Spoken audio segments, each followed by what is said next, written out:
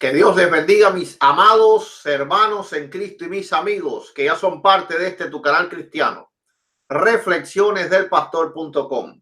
Este es el pastor, evangelista y apologista Eduardo Gutiérrez, y hoy estoy aquí en vivo en un debate con un amigo adventista llamado José Ponce, con el cual vamos a estar debatiendo sobre la inmortalidad o la no inmortalidad del alma. ¿Qué pasa cuando morimos? ¿Seguimos viviendo una vida espiritual o simplemente dejamos de existir hasta la resurrección de los muertos? Bueno, eso es lo que vamos a tratar José Ponce y pobre servidor del Señor. El debate va a ser de esta manera. Primeramente lo vamos a hacer dos preguntas básicas cada uno. Él me va a preguntar dos preguntas a mí, yo las respondo. Yo le voy a preguntar dos preguntas a él, él las responde. Luego entonces él va a exponer 20 minutos, yo igual, el 15 minutos, yo igual, el 10 minutos, yo igual. Y al final vamos a tener un minuto de despedida cada uno. Bendito sea el Señor. Bueno, Ponce de León me invitó a hacer este debate, me escribió y a mí me pareció interesante de manera especial porque se ve que es alguien que ama a Jesucristo y que es alguien que se ve que es educado, que es con las personas que a mí me gusta los debates. No solo estamos para debatir con católicos, sino con cualquiera que quiera de alguna u otra manera defender su fe. Entonces, sin más, vamos a pasar a las presentaciones y le doy paso a mi amado oponente Ponce de León. Hola, buenas tardes. Mi nombre es José Ponce. Soy un adventista del séptimo día. Soy anciano de la iglesia adventista. Tengo 15 años, un poquito más de 15 años congregándome en la iglesia adventista. Creo en las enseñanzas, creo en la fe adventista. Por eso con todo corazón le he pedido al pastor que si me da la oportunidad de también tener un debate respecto a lo que es a lo que es mi fe. Así es que le agradezco al pastor que me da la oportunidad de venir y exponer a los que nos están escuchando o a los que lo van a ver la fe, lo que es la fe adventista. Gracias, pastor.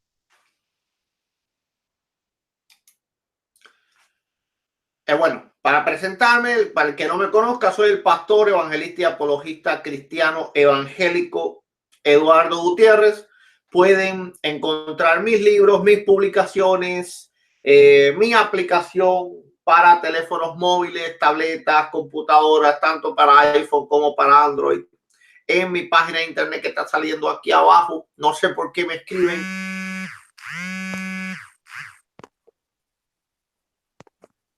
Sí, apagó la cámara, no el micrófono. Voy a apagar el micrófono. Disculpen, pastor, es que... No hay problema, no hay problema. No sé, volví a apagar la cámara. Esa es la cámara. El otro icono es el del micrófono. Okay. Vuelve a encender ese, vuelve a encenderle el de la cámara y apaga el del micrófono.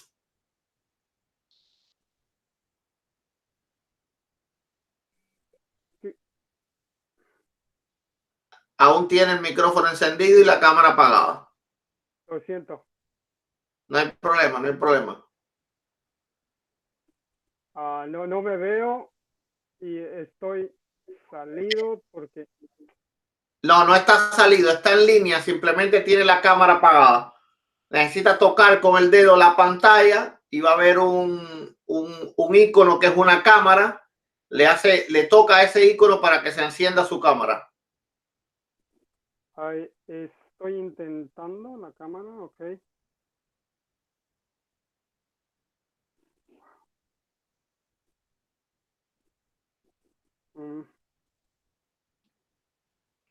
Ahora sí, pastor. No, del micrófono, dice, ¿verdad? Ok, no, toque el de la cámara para que se encienda su cámara, que la tiene apagada.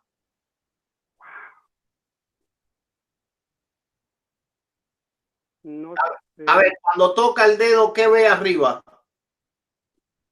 Es que me entró una llamada, pastor, y disculpe, entró una llamada y prácticamente se borró la cámara y me salí. Y entonces ya solamente me vuelve a ver el link donde usted me mandó. Ok, haga clic en el link a ver si vuelve a entrar. Dice, no puede unirte a la llamada. Ok. Ok, no te preocupes, yo te voy a sacar ahora del programa para volverte a entrar.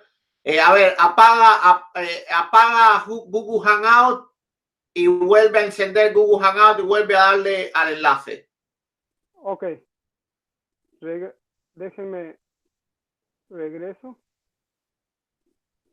Ciérralo completo. Ya lo cerré. Ahorita lo estoy abriendo otra vez.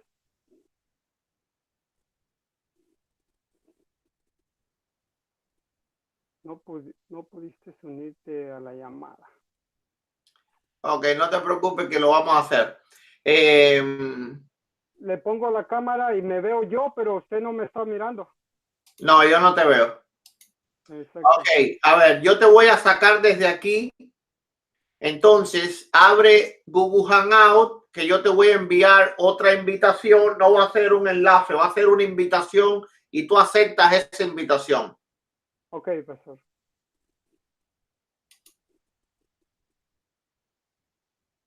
Ok.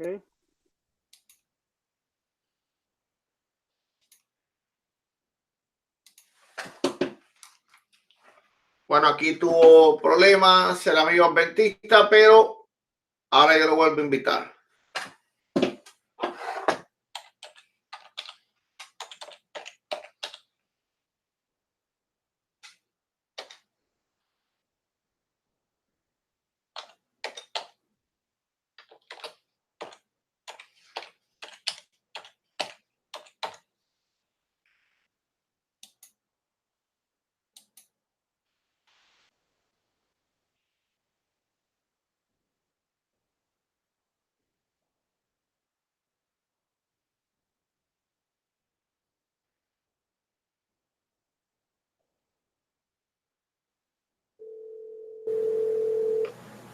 ¿Aló? Ya te envié la invitación. Mira a ver si te llegó. Sí, ¿Te llegó? sí me llegó una. Ok, entonces acepta esa. Yo voy a colgar aquí. Ok.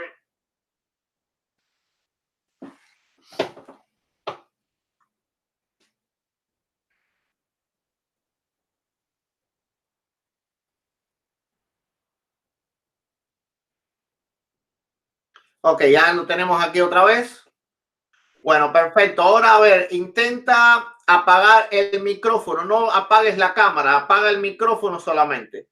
Toca y el micrófono. Ok, ya lo Perfecto, perfecto. Esa es. Eso es lo único que tienes que hacer. Bueno, entonces, me sigo presentando. Muchas veces me escriben, pastor, ¿dónde encontrar sus libros? No sé por qué, porque en todos mis videos sale mi página aquí abajo. Hasta abajo de mí está corriendo mi página, www.reflexionesdelpastor.com. Bueno, sin más, entonces vamos a pasar a el tiempo de las preguntas, donde José Ponce me va a hacer las preguntas a mí. Él volvió a apagar la cámara. Bueno, ahora sí está encendida. Ok. Enciende el micrófono, acuérdate del micrófono. Ok. Ya está. Ok, Hazme las preguntas ahora. la primera pregunta que tengo para usted, pastor, es, ¿usted cree que el alma es inmortal, que no muere? ¿Quiere que le dé la segunda también o solamente una? Sí, dámelas en las dos. Ok, la segunda pregunta. Ah, cuando muere una persona y hace la separación entre el cuerpo y el espíritu, el alma, ¿a dónde va? ¿En dónde está? ¿Dónde queda? Esa es la segunda pregunta, pastor. Ok. Bueno, voy a responder entonces. La primera pregunta es, ¿crees que el alma es inmortal? Sí, 100% creo que es inmortal y que cuando muere el cuerpo, el alma no muere de ninguna manera. Entonces, la segunda pregunta es, después de la separación del cuerpo y del alma, ¿el alma a dónde va? Bueno, eso depende del destino que haya sido fijado por Dios a esa persona. Hebreos 9:27, después de la muerte, el juicio. Entonces, dependiendo de si la persona fue justa o injusta, si fue injusta, es decir, si no tuvo a Jesucristo como Salvador y si no cumplió con pues las especificaciones que Dios tiene, Él es soberano en todas las cosas, para poder ser salvo, entonces, pues va al infierno. Y si de alguna manera la persona es salva por la gracia del Señor, entonces va al cielo. Okay. Bueno, entonces voy a hacerte yo las dos preguntas a ti. Las dos preguntas a ti. La primera pregunta es, ¿el alma proviene de Dios o es parte del cuerpo? ¿Te digo las dos o respondes una y después la otra? Dígame las dos, pastor, por favor. Ok, claro que sí. Gloria a Dios. Y la segunda pregunta es, cuando la persona muere, ¿a dónde va esa alma si la persona luego resucita y resucita como la misma persona? ¿Dónde se conservaron el yo propio, vamos a decir así, la personalidad de esa persona? ¿Dónde fue conservada de alguna manera esa alma? ¿Dónde se conserva el alma de esa persona que muere? Okay. Ok, pastor. La primera pregunta que usted me hizo dice, ¿proviene el alma de Dios? Pastor, yo creo que sí proviene el alma de Dios, porque es el espíritu, el alma es la unión entre el espíritu y el cuerpo. Por lo tanto, el cuerpo y el espíritu provienen de Dios. Por lo tanto, el alma también proviene de Dios. La segunda pregunta que usted dice, ¿a dónde, cuando muere una persona, a dónde se mantiene el yo personal? Si le entendí bien, pastor. Sí. Su propia persona. La palabra de Dios es clara y dice Salmo 146 y lo vamos a leer, se lo voy a explicar cuando me toque a mí en la exposición. Dice claramente que cuando uno pasa al descanso, dice que el cuerpo vuelve a la tierra y el espíritu vuelve a Dios, a quien lo dio. Y dice claramente que los pensamientos de la persona dejan de ser. Terminan en ese momento cuando se separa el cuerpo del espíritu, que es el aliento de vida que Dios da a cada uno de nosotros. Esa sería mi respuesta. Ok. Ok. Entonces, ya puedes comenzar con tus 20 minutos. Yo voy a poner aquí el cronómetro. Ok, comienza desde ahora. Pastor, antes de comenzar, una preguntita. Yo no me miro en mi pantalla. ¿No importa? Sí, las personas te van a estar mirando. No toques nada ahí en tu pantalla, que todos te van a estar mirando. No te preocupes. Está bien, no hay problema. Ok. Nosotros como adventistas, empiezo mis 20 minutos. Nosotros como adventistas reconocemos que cuando nosotros pasamos al descanso, cuando nosotros morimos, prácticamente nosotros entramos en un estado de sueño. El cuerpo prácticamente es vuelto a la tierra y el espíritu, que es el aliento de vida, vuelve a Dios quien lo dio. Entonces, cuando pasa eso, nosotros quedamos en un estado inconsciente. esperando a Cristo Jesús cuando regrese por segunda vez a esa tierra. En ese momento, nosotros seremos transformados. Si nosotros estamos en el sepulcro, si nosotros hemos muerto, en ese momento Dios, Cristo Jesús, nos dará un cuerpo celestial, lo que dice 1 Corintios capítulo 15. Dice que tendremos un cuerpo celestial, seremos transformados en un abrir y cerrar de ojos. En ese momento es cuando nosotros nos levantamos y volvemos a ser conscientes nuevamente, y en ese momento es cuando nosotros empezamos a disfrutar lo que es la vida eterna.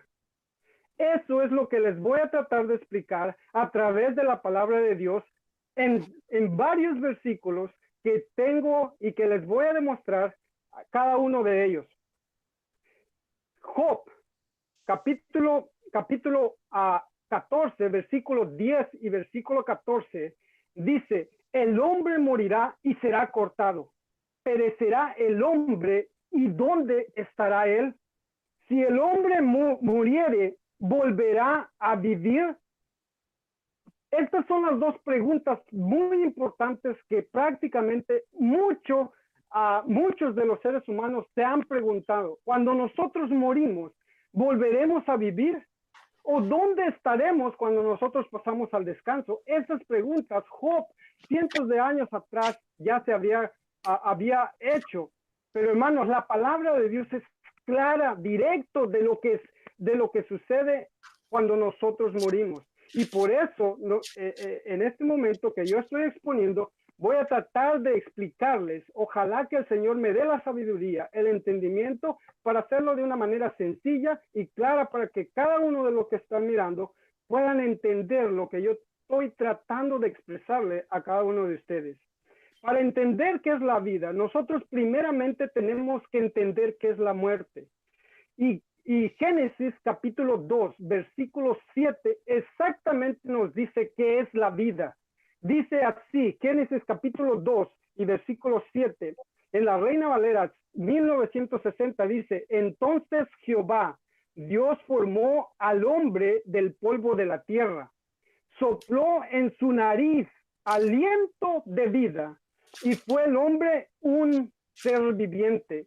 En la Reina Valera antigua dice este mismo versículo: formó Dios Jehová al hombre del polvo de la tierra y alentó en su nariz soplo de vida, y fue el hombre un alma viviente. Claramente nosotros miramos en este versículo, hermano, que no dice que nosotros tenemos un alma. Dice que al unirse tanto el cuerpo que fue formado del polvo de la tierra con el aliento de la vida, prácticamente se formó lo que es el alma viviente. El ser completo, hermanos, es lo que es el alma viviente, y eso claramente está expresado en la palabra de Dios. Hay muchas personas que piensan o creen que alma o aliento de vida son la misma cosa, pero son completamente diferentes. Alma se traduce, o la han traducido como alma, la palabra nefesh, que está en el original, hermano querido, y la palabra nefesh se encuentra 755 veces en el Antiguo Testamento. 383 veces se ha traducido como alma, hermanos. Y aliento de vida es ruach, que traducido que muchas traducciones lo interpretan como espíritu, aliento, soplo, hálito, viento, vida, y muchas veces en pronombres como yo o tú. Hermanos, la palabra de Dios es clara, que al unirse prácticamente lo que es el polvo con el aliento, forman el alma viviente. Por eso la palabra de Dios nos dice, ahí en Génesis capítulo 12, versículo 5, dice: y tomó Abraham a Sarai, su mujer, y a Lot, hijo de su hermano, y toda su hacienda que había ganado, y las almas que habían adquirido en Harán y salieron para ir a la tierra de Canaán, y a la tierra de Canaán llegaron. Génesis capítulo 9, versículo 12 dice, esta será la señal del pacto que yo establezco entre mí y vosotros y toda alma viviente que está en vosotros por los siglos perpetuos. No dice que nosotros tenemos un alma, sino dice que nosotros somos un alma. Cuando se une el cuerpo con el espíritu es cuando se forma el alma, es cuando hay vida. Eso nos lo dice claramente aquí la palabra de Dios, hermanos. Ahora, la inversa, que es la muerte, es lo contrario. Es la separación entre el cuerpo y el alma. Dice así, Salmo 146 y versículo 4 dice, sale su espíritu, se vuelve a la tierra, en el mismo día perecen sus pensamientos.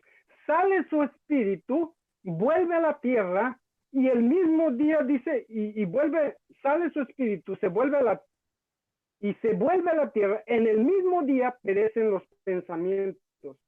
Eclesiastés capítulo 12, versículo 7 dice, el polvo vuelve a la tierra como era, y el espíritu vuelve a Dios quien lo dio.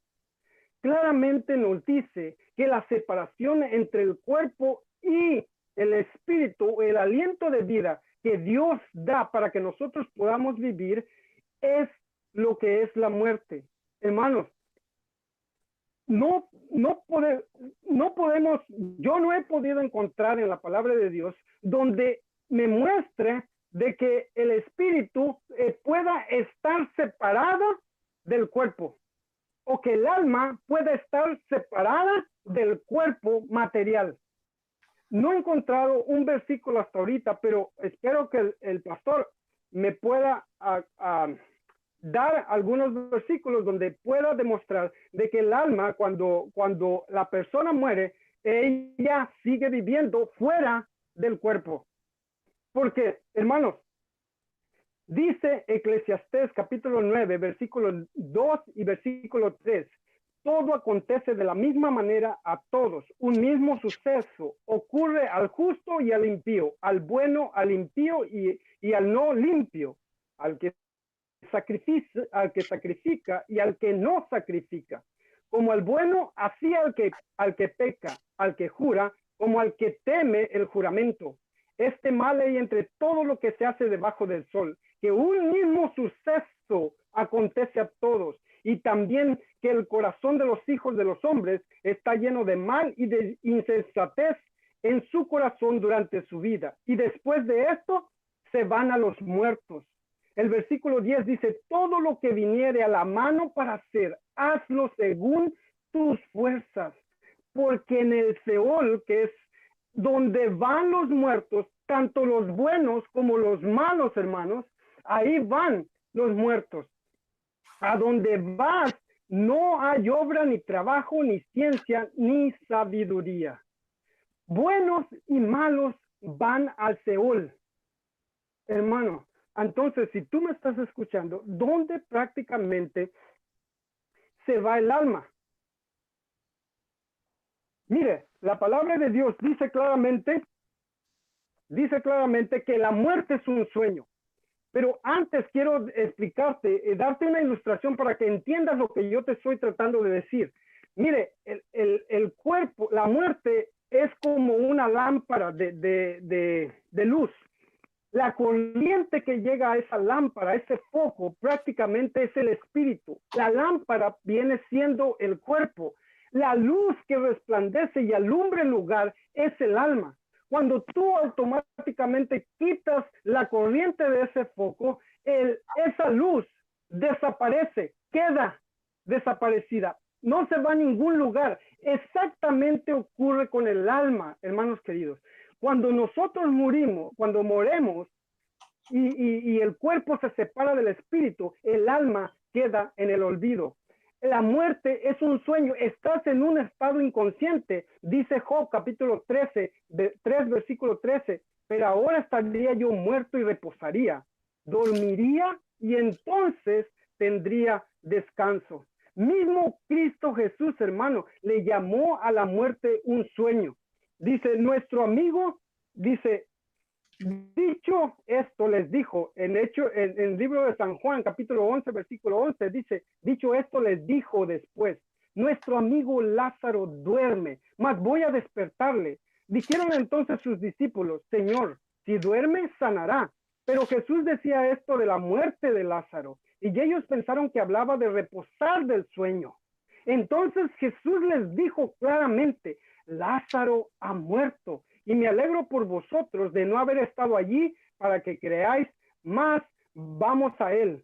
Entonces Marta en el versículo 20 dice, cuando oyó que Jesús venía, salió al encuentro, pero María se quedó en casa y Marta dijo a Jesús, Señor, si hubieses estado aquí, mi hermano no habría muerto, mas también sé ahora que todo lo que pidas a Dios, Dios te lo dará. Jesús le dijo, tu hermano resucitará.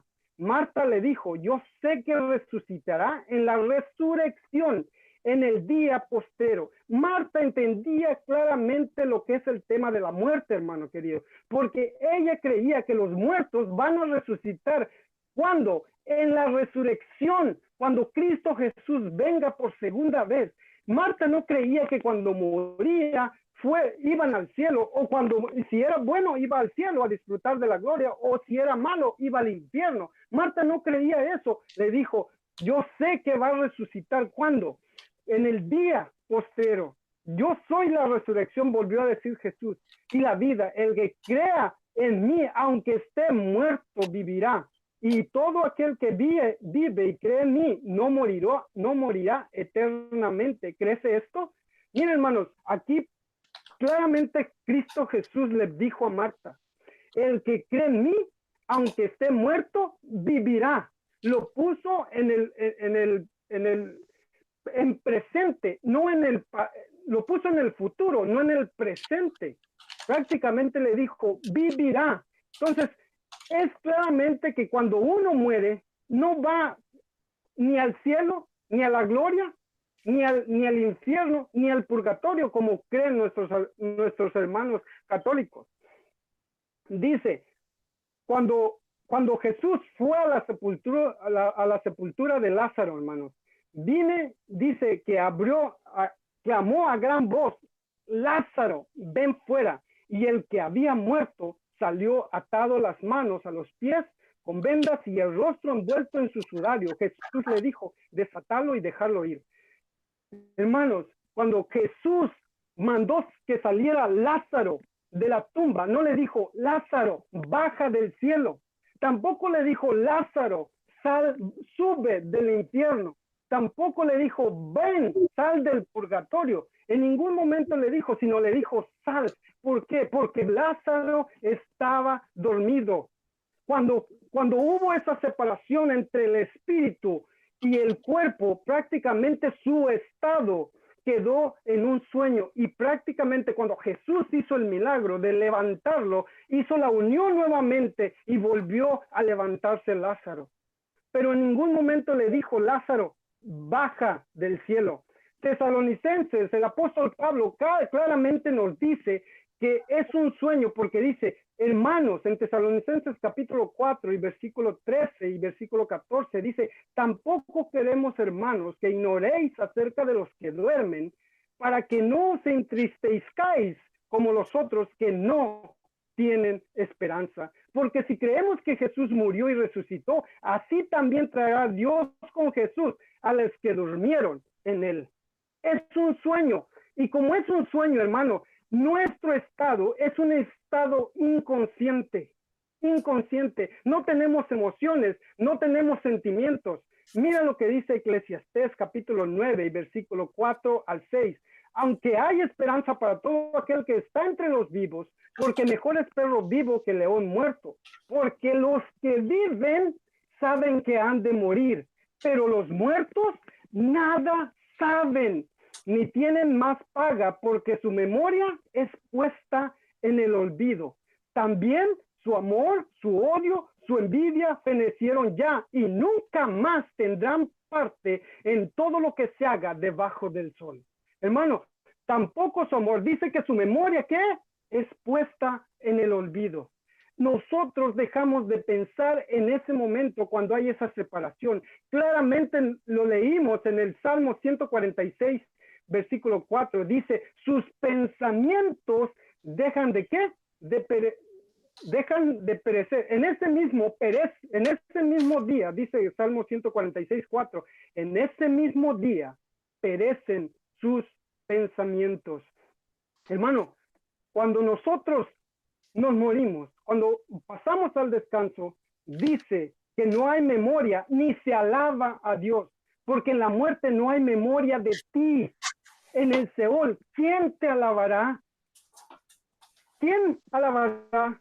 Hermanos, dice que en el Seol, en el sepulcro, al lugar donde van prácticamente todos los muertos, buenos y malos, dice que no hay memoria de Dios, ni tampoco se va a alabar a Dios. Entonces, ¿cómo? Si fue una persona buena y se fue al cielo, ¿cómo es que no va a poder estar alabando a Dios? Ahora, dice Salmo 88 y versículo 10 y versículo 11, dice, ¿acaso entre los muertos realizan maravillas? ¿Pueden los muertos levantarse a darte gracias? ¿Acaso en el sepulcro se habla de tu amor y de tu fidelidad en el abismo destructor? ¿Cómo dicen que están en el cielo? Y hermanos, dice que los muertos no pueden levantarse a dar gracias a Dios. Y el sepulcro no se habla del amor. ¿Por qué? Porque están en ese lugar, hermanos, en un lugar inconscientemente. No pueden estar alabando a Dios. El sepulcro nada te agradece, dice Isaías capítulo 38, versículos 18 y 19. La muerte no te alaba. Los que descienden a la fosa nada esperan de tu fidelidad.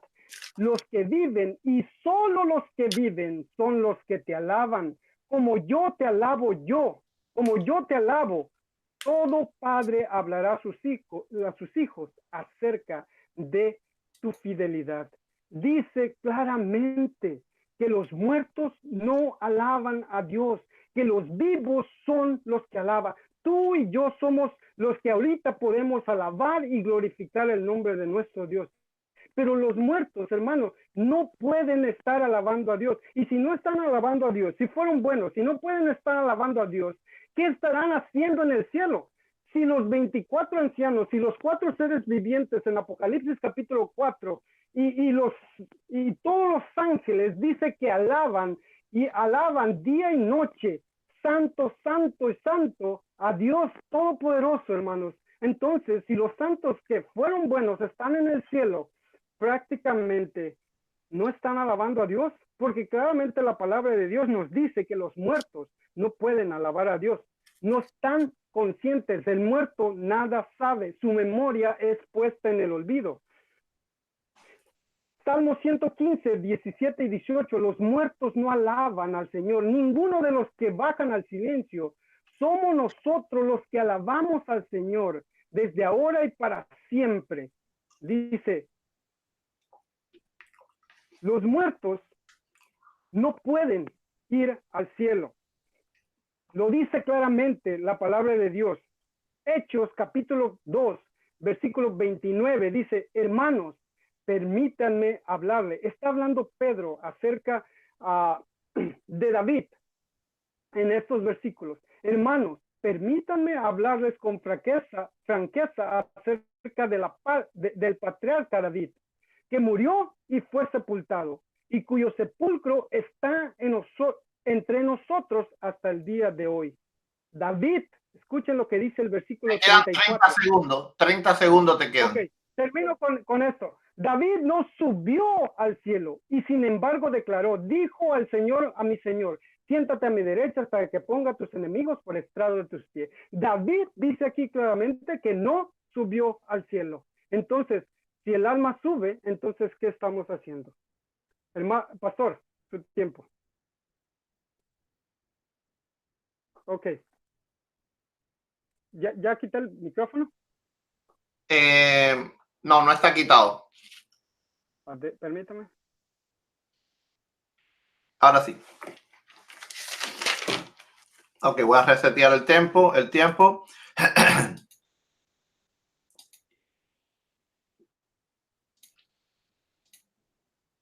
Bien, a partir de ahora, comienzo. Bueno, vamos a comenzar. Bueno, primeramente hemos visto que mi amado oponente basa su defensa, su doctrina, sus argumentos en el argumento del sueño. Las almas están dormidas. Bueno, esto contradice a lo que él viene defendiendo de la no existencia o de la muerte del alma, porque el sueño, el estado inconsciente del sueño, no significa para nada, absolutamente para nada, no existencia. De hecho, ambos se contradicen. La inconsciencia no es no existencia. Hemos visto que él puso varios pasajes, múltiples pasajes, como Job 14, 10, 14, Job 3, 13, también múltiples pasajes como la resurrección de Lázaro. También podemos plantear la resurrección de la hija de Jairo. En todos ellos existe la palabra sueño. Él no nos ha planteado aquí un argumento de no existencia. Y es lo que viene aquí a defender, es que el alma muere, que el alma no es inmortal. Ahora, el estado de inconsciencia no quiere decir para nada la no existencia, pero no solo él viene a mostrar o debe demostrar el estado de no existencia del alma, sino la no existencia del alma misma, porque él mismo ha dicho, y lo hemos escuchado decir, que nosotros no tenemos un alma, sino que somos un alma. Somos un alma. Así que si nosotros somos un alma, cuando nosotros morimos, esa alma muere por completo, y así como va a la tierra y se despedaza, se deshace el cuerpo, así también esa alma se deshace. ¿Cómo puede estar dormida? ¿Cómo puede estar dormida? Vamos a ver que Jesucristo no despertó a nadie de la no existencia, sino de un sueño. Es decir, de un sueño, de un estado de espera, de un estado de sueño. Así que, por lo tanto, el argumento del sueño no prueba de ninguna manera la no existencia del alma, y de ninguna manera prueba que la desaparición, la aniquilación o que el alma simplemente se destruya. Por todo el contrario, los argumentos que él ha puesto lo que hace es simplemente refutar su argumento primario, que es defender la aniquilación del alma, la no existencia del alma. El alma está dormida, no está desaparecida. Ahora, hay que entender también que él basó toda o la gran inmensa mayoría de su doctrina en el Antiguo Testamento, y vamos a hablar después del Antiguo Testamento, porque hay una variación en cuanto a la relación entre Dios y los hombres del Antiguo Testamento al Nuevo Testamento con la venida de Cristo. Es claro que en el Antiguo Testamento los hombres tenían una relación con Dios, la cual no se podían acercar a él. En el Nuevo Testamento esa relación completamente cambia cuando fue rasgado el velo del templo, ¿verdad? Y el Señor nos hizo entrar en el templo celestial, en el tabernáculo celestial. Ahora, segundo, él pone Génesis 2:7 y dice que no tenemos un alma, cuando dice que sopló aliento de vida y por lo tanto entonces no tenemos un alma. Esto no prueba de que no tenemos un alma. Lo que prueba es que el aliento de vida es lo que une al cuerpo con el alma. Cuando hay aliento de vida, el alma está dentro del cuerpo y el ser humano vive. Sin aliento de vida, simplemente ambos se separan y el cuerpo muere. Está inerte, esto no prueba absolutamente nada. Él habla, dijo, no sé si se equivocó, pero en un argumento él dice que hay la separación entre el cuerpo y el alma. Cuando plantea Eclesiastés 12, donde dice que el espíritu vuelve a Dios, pero él está planteando una no existencia del alma. No puede plantear a la misma vez una separación del alma, porque son dos argumentos que se contradicen. O el alma se separa, o el alma somos nosotros, o el alma desaparece. Está poniendo tres argumentos que son completamente contradictorios, son una paradoja uno de otro. Porque si en un momento el alma se separa, en el otro momento nosotros mismos somos el alma, y en el otro momento simplemente el alma desaparece, y en el otro momento simplemente el alma está durmiendo, ¿cuántos estados del alma? No fue lo que él vino a defender hoy. Él vino a defender hoy la no existencia del alma después de la muerte, la no existencia del alma, porque él dice que el alma tan solo son meros pensamientos, es decir, el carácter de la persona simplemente. El carácter de la persona no duerme. Los pensamientos de la persona no es algo que esté durmiendo, ¿verdad? Porque es algo etéreo por completo, completamente etéreo. Entonces, estos argumentos se contradicen, pero de una manera enorme, de una manera enorme. Hay que entender que un mero aliento de vida no regresa a Dios, un espíritu sí. Y en Eclesiastés capítulo 12 dice que el espíritu regresa a Dios, ¿quién lo dio? No dice que desaparece, no dice que se aniquila.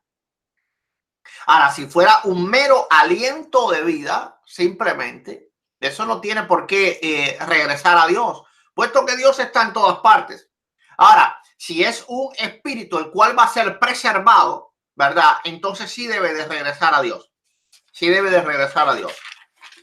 Ahora, él habla también de que los muertos van a un lugar llamado Seol, pero al mismo tiempo dice que el alma no existe y que los muertos simplemente desaparecen al morir. Primeramente está planteando la no existencia de algo que va a un lugar que existe. Es una completa contradicción. Es decir, son argumentos completamente contradictorios. Si hay un lugar llamado Seol y las almas van a ese lugar, de los buenos y de los malos, como él dice, entonces esas almas sí existen. Como algo que no existe, primeramente, porque él dice que el alma no existe, que nosotros somos el alma. Agregado a eso, algo que muere simplemente y desaparece, va a ir a un lugar. Es decir, son argumentos que están en completa contradicción unos con otros, y eso es lo que sucede con la teología adventista.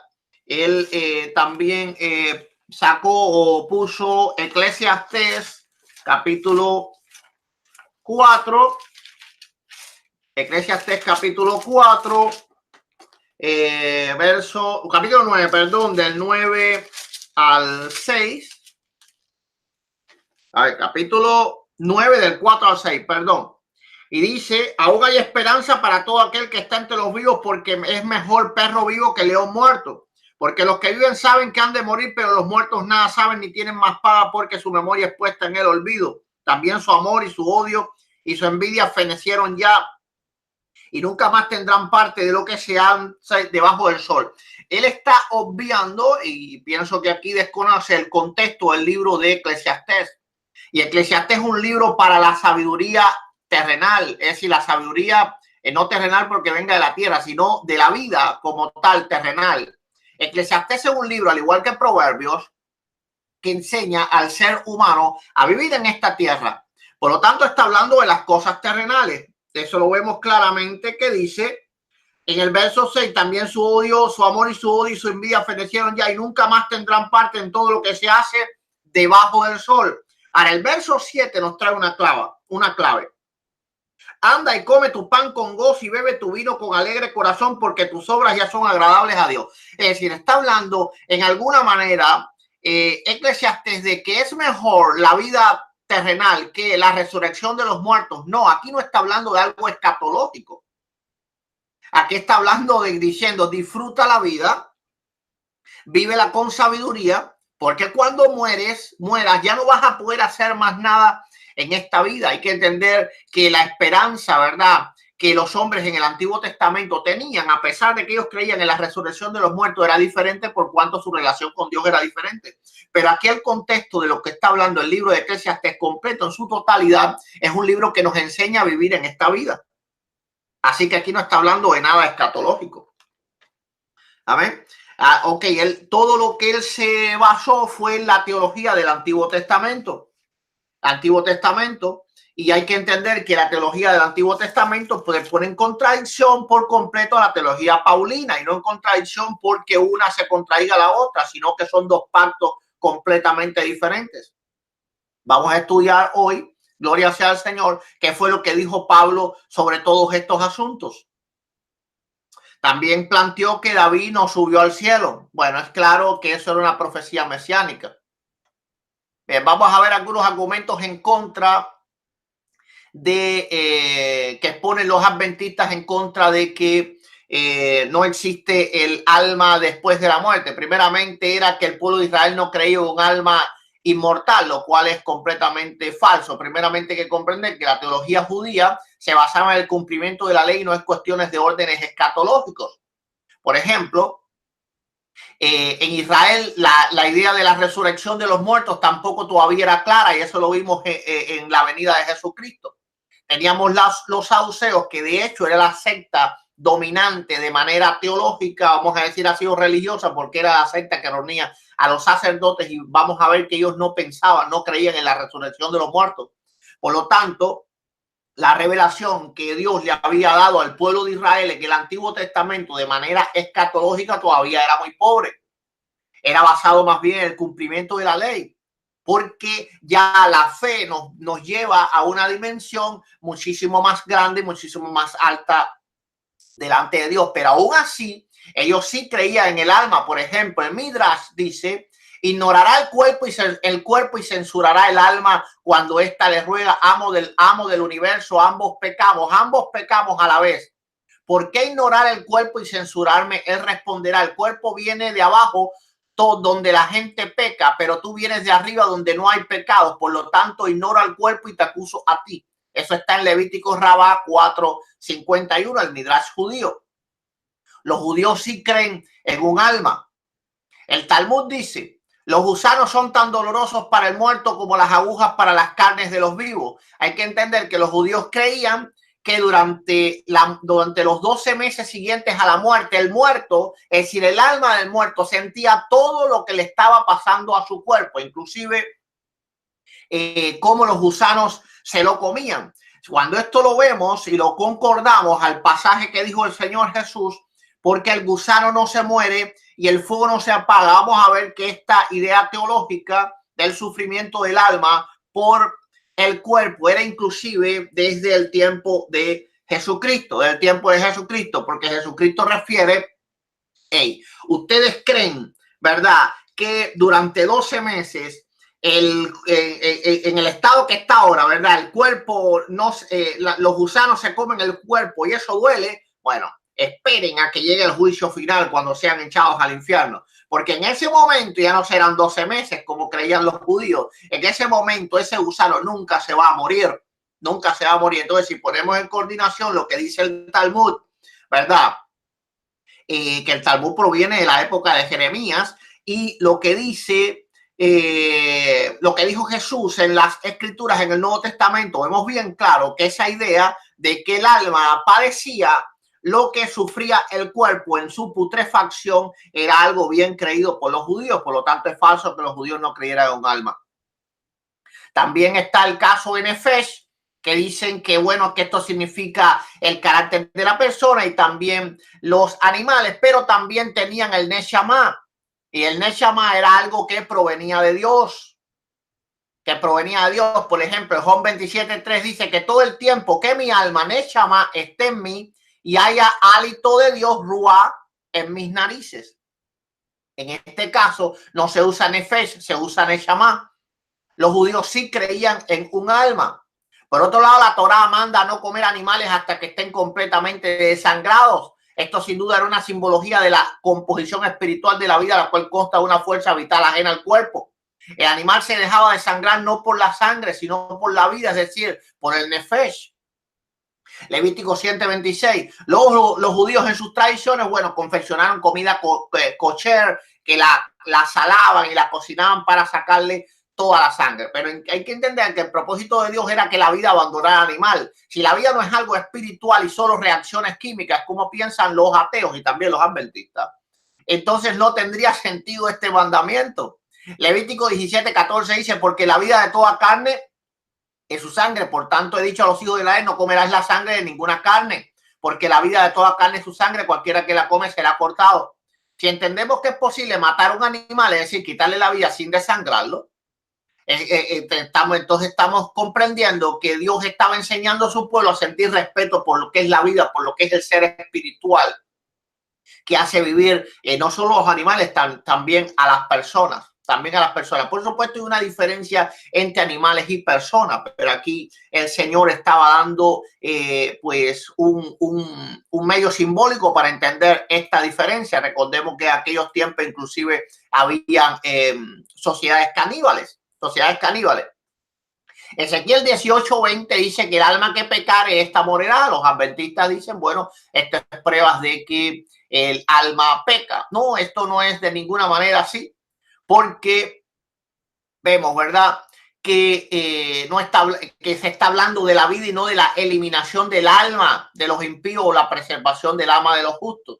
Por ejemplo, en el verso 18 vino a mí palabra de Jehová diciendo: ¿qué pensáis vosotros los que usáis este refrán sobre la tierra de Israel? Los padres comieron las uvas agrias y los dientes de los hijos tienen la entera. Vivo yo, dice Jehová el Señor, que nunca más tendré que usar este refrán en Israel. Es decir, está hablando de la vida de ahora, ¿verdad? Que los hijos no pagarán por los padres, sino que cada vida pagará por lo que hace. Además, si esto se toma de manera literal, en el verso 19 dice: se dijera, porque el hijo no llevará el pecado del padre, porque él hizo él según el derecho y la justicia, guardó mis estatutos y los cumplió, de cierto vivirá. Bueno, eso quiere decir que entonces la persona no iba a morir. No se está hablando de la muerte, está hablando más bien de la culpa, vamos a decir así. Gloria sea al Señor. También vemos que dicen que Jesús vino a traer vida, y bueno, en Juan capítulo 10, verso 10, pero esto también es absurdo, porque si vemos primeramente el contexto del pasaje, vemos que el diablo vino a robar, a matar y a destruir. Así que no está hablando de la vida como tal, sino de la muerte, que es la separación de Dios. Es decir, el diablo vino a hacer caer al hombre y Jesucristo vino a levantar al hombre. Está hablando de la vida. Ahora entendemos que Pablo sabía que el alma era inmortal y eso está clarísimo. Vamos a ver una gran diferencia entre la teología del Antiguo Testamento y la que el Espíritu Santo ya dio a una iglesia restaurada en su relación con Dios. Primeramente en Filipenses 1, 21 al 24 dice: para mí el vivir es Cristo y el morir es ganancia. Mas si el vivir en la carne resulta para mí beneficio de la obra, no sé qué escoger, porque ambas cosas yo estoy puesto en estrecho, teniendo deseo de partir y estar con Cristo, lo cual es muchísimo mejor. Es claro que este pasaje ya refuta todo, absolutamente todos los argumentos de la iglesia adventista. Estar con Cristo no quiere decir en ninguna manera dejar de existir. Y más aún cuando Pablo dice que es muchísimo mejor. No me cabe en la cabeza pensar que Pablo creía que no existir era muchísimo mejor. Por lo tanto, Pablo creía en la inmortalidad del alma. Ahora, por supuesto, la iglesia, la teología fue creciendo y abundando, ¿verdad? Y después vemos entonces en el libro del Apocalipsis cómo las almas sí están en descanso. Pero Pablo creía, ¿verdad? Gloria sea al Señor, que el alma era inmortal. Él no creía para nada, absolutamente para nada, en la no existencia del alma, en la aniquilación del alma o en la muerte del alma, por lo cual nunca iba a decir que eso era muchísimo mejor. Segunda de Corintios 5, 6 al 9 dice: así que vivimos confiados siempre y sabiendo que entre tanto estamos en el cuerpo, estamos ausentes del Señor. 7, porque por fe andamos, no por vista, pero confiamos y más quisiéramos estar ausentes del cuerpo y presentes al Señor. Por lo tanto, también ausentes o presentes, serles agradable. Pablo no pensaba que la ausencia del cuerpo era absolutamente nada, aniquilación, absolutamente nada. Él pensaba que la ausencia del cuerpo era presencia ante Dios, ¿verdad?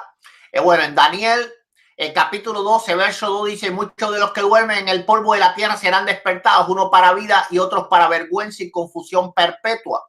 Aquí no solo se habla de los justos, que los justos serán levantados, sino también los impíos. En el caso de que el alma no fuera inmortal y el infierno no existiera, entonces, ¿para qué los impíos serán despertados? ¿Para qué los impíos serán despertados? Es decir, desde el Antiguo Testamento se cree en el despertar no solo de justo, sino también de injusto. Y eso está en Daniel capítulo 12, verso 2. Nadie que esté en la no existencia estará en confusión, porque si las almas de los impíos permanecen en la no existencia, entonces, ¿cómo van a estar en confusión? Si la no existencia, ya lo dice, no existencia.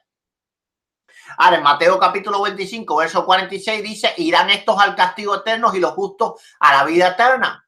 Bueno, la no existencia no se puede considerar un castigo, porque si no, todos los que no han nacido están en ese castigo. todos los no nacidos están en ese castigo, pero el mismo Job dice que, que él prefirió no nacer. Entonces, la no existencia no se puede ver como un castigo, porque no va a haber, el castigo es para sufrirse. No puede haber castigo en la no existencia, eso es completamente absurdo. Bueno, 20 minutos, me quedo ahí y después seguiré.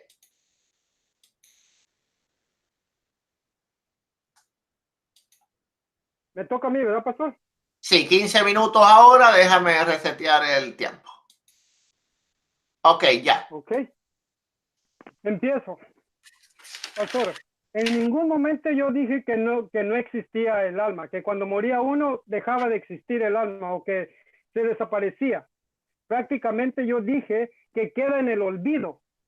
Está puesta en el olvido, como lo dice Eclesiastés, como lo dijo Salmo 146. Yo no dije, en ningún momento yo he dicho que prácticamente deja de existir o desaparece. Yo lo que estoy tratando de decir es que su memoria, que prácticamente es el alma, es puesta en el olvido. Las emociones, los sentimientos y cada una de las cosas que hay, que tiene uno en nuestro ser, prácticamente son puestas al olvido hasta que venga Cristo Jesús. Ahora usted está diciendo, pastor, terminó diciendo que prácticamente nosotros, si no tuviéramos un alma, las personas de los que van a ser castigados o van a ser prácticamente destruidos, si no existe esa alma, prácticamente no hay ninguna destrucción. Y que por lo tanto ellos van a resucitar también. Eso es claro en la palabra de Dios. Claramente dice que hay dos resurrecciones. No solamente el libro de Daniel capítulo 12 lo dice, sino también el libro de San Juan capítulo 5 y versículo 28. Claramente dice que va a haber una resurrección de justos e impíos y que van a ser destruidos. Pero ¿cuándo va a ser destruido? Ese es el punto. Y no son destruidos solamente el alma aparte del cuerpo. Va a ser destruido juntamente nuevamente el cuerpo con el alma, con el aliento de vida. Prácticamente nuevamente se va a unir las tres cosas y en ese momento van a ser cuando van a ser destruidos. ¿Y eso cuando ocurre? Apocalipsis capítulo 20, versículo 10 dice, versículo 10 en adelante, dice que después de que pasan los 1000 años, déjeme se lo leo para que usted lo pueda ver, en Apocalipsis capítulo 20, dice, y cuando los 1000 años se cumplan, Satanás será soltado de su prisión y saldrá a engañar a las naciones que están en los cuatro extremos de la tierra, Gog, Magog, a fin de reunirlos para la batalla, el número de los cuales era como la arena del mar. Y subieron sobre la anchura de la tierra y rodearon el campamento de los santos y la ciudad amada. Y de parte de Dios descendió fuego del cielo y los consumió. En ese momento van a ser destruidos. Pero en ningún momento, hermano, pastor, yo he dicho que esa alma desaparece. No, esa alma va a ser destruida, pero juntamente con el cuerpo, cuando Jesús lo resucite nuevamente para recibir la ejecución final. Ahora, usted, pastor, trajo del Talmud.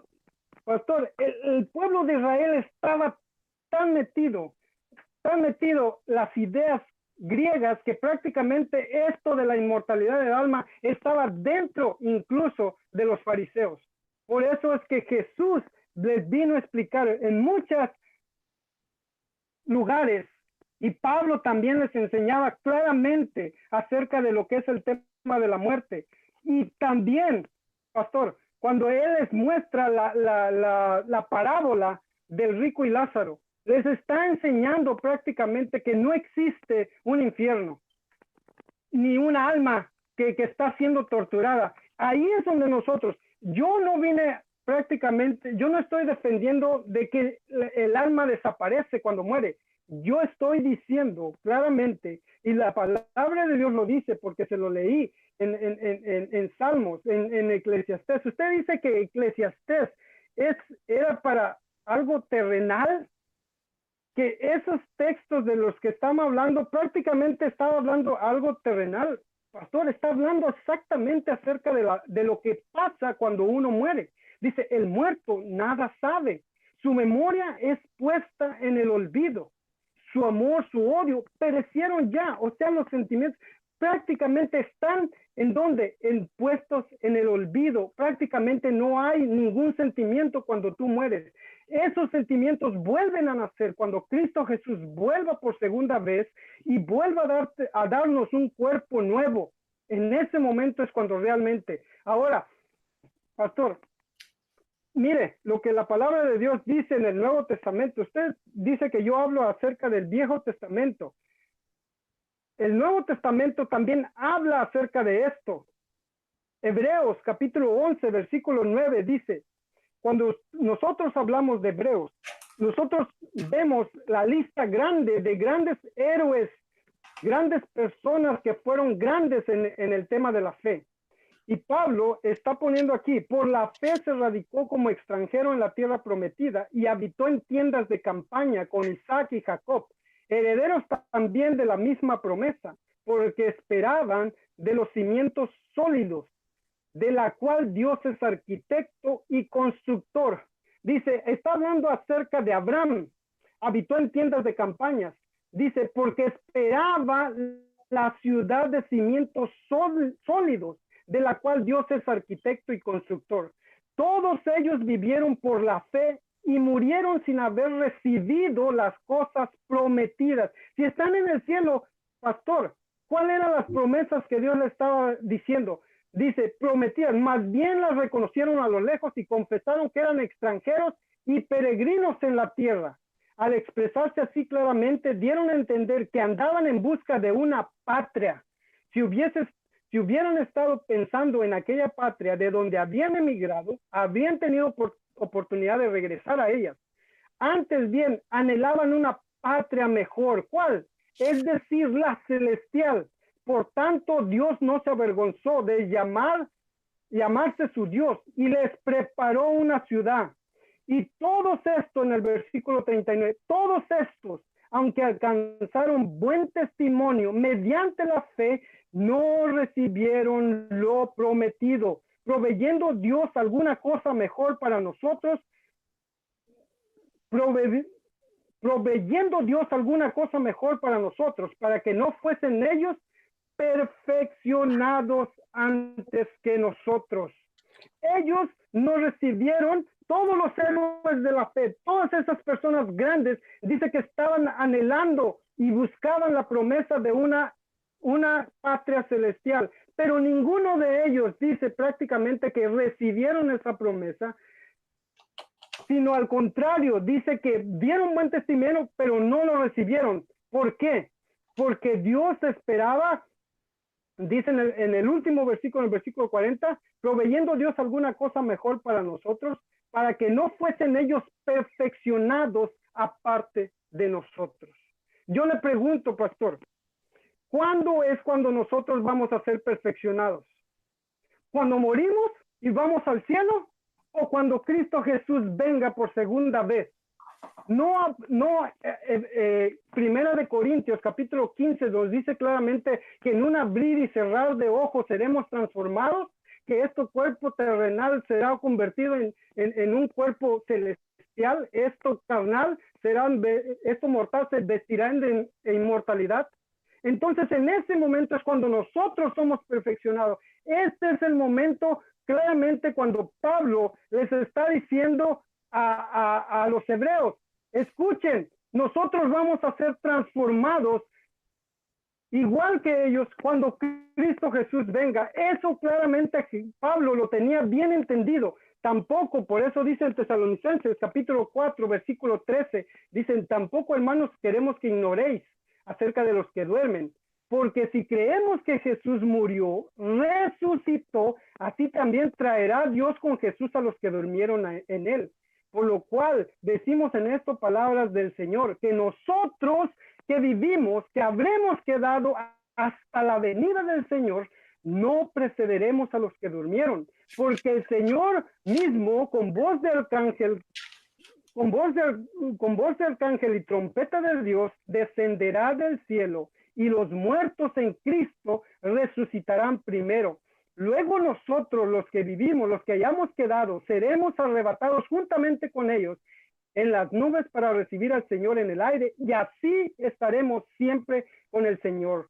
Por tanto, alentaos los unos en estas cosas. Mire, pastor, Pablo, si usted estaba diciendo que usted puso Filipenses capítulo 1 y versículo 24, donde decía él, supuestamente dice en este versículo, usted lo está interpretando de esa manera, pero él dice que usted dice que Pablo estaba diciendo en ese momento que él deseaba morir para estar con el Señor. Entonces, ¿por qué le dice a todos los demás que la esperanza no es en morir y estar con Cristo, sino la esperanza está en la resurrección de Cristo?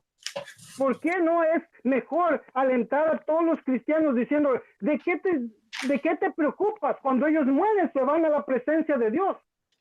¿De qué? Prácticamente, pastor, Pablo estaba bien claro lo que era el tema de la muerte. El muerto está esperando a que Cristo Jesús vuelva por segunda vez. Por eso dice, los muertos en Cristo resucitarán primero. Si están en el cielo, ¿cómo es que van a venir a resucitar a las tumbas? Pastor, eso no concuerda, no entra, no hay ninguna lógica en esto, no concuerda, no entra esta pieza en este rompecabezas, porque realmente Pablo estaba diciendo que nosotros, los muertos en Cristo, resucitarán primero y luego nosotros, en ese momento es cuando viene la transformación de acuerdo a 1 Corintios capítulo 15. Entonces es el momento cuando los muertos exclaman, ¿dónde está, oh muerte, tu victoria? ¿Dónde, oh sepulcro, tu aguijón? Prácticamente en ese momento. No es en este momento, pastor. Usted no me ha dado ni un texto y ahorita yo voy, en el próximo segmento, yo voy a hablar de Filipenses capítulo 1:24 y de Apocalipsis capítulo 6, de la quinta trompeta, porque lo están mal interpretando. Les están dando un sentido prácticamente que no es el que el apóstol Juan le estaba dando ni el apóstol Pablo les estaba dando. Ahora, dice, digo un misterio. Dice, no, he aquí, os digo un misterio, no todos dormiremos, pero todos seremos transformados. En un momento, en un abrir y cerrar de ojos a la final trompeta, porque te tocará la trompeta y los muertos serán resucitados incorruptibles y nosotros seremos transformados, porque es necesario que esto corruptible se vista en incorrupción y esto mortal se vista en inmortalidad. Dice, y cuando esto corruptible se haya vestido de incorrupción y esto mortal se haya vestido de inmortalidad, entonces se cumplirá la palabra que está escrita, sorbida es la victoria. ¿Dónde está un muerto tu aguijón? ¿Dónde, oh sepulcro, tu victoria? Si usted está diciendo, se está poniendo a sus oyentes, les está explicando que el muerto cuando usted muere, se va directamente a la presencia de Dios. Usted les va a tener que demostrar a través de la palabra de Dios, pastor, de que ellos ya fueron transformados, que ellos ya fueron transformados en un cuerpo celestial y en un cuerpo celestial para poder estar en la presencia de Dios. Porque dice que aquí para nosotros ir al cielo debemos ser, porque dice ni carne ni sangre heredará el reino de los cielos. Por lo tanto, usted va a tener que demostrarles que prácticamente ellos ya fueron transformados, que ellos ya recibieron un cuerpo. Y aquí claramente Pablo les está diciendo que esta transformación es cuando Cristo Jesús venga en la segunda venida. Ahora, hay otro punto. Si ellos prácticamente, pastor, ya están en el cielo, es que ellos ya recibieron el juicio, ya fueron juzgados. Como usted dice que en Hebreos capítulo 9, versículo 27, y después de la muerte viene el juicio. Entonces usted prácticamente está diciendo que ellos ya fueron juzgados. Y entonces, ¿por qué Cristo dice que viene para juzgar a vivos y a muertos, según primera de Timoteo? Déjenme lo encuentro. Aquí está. Wow.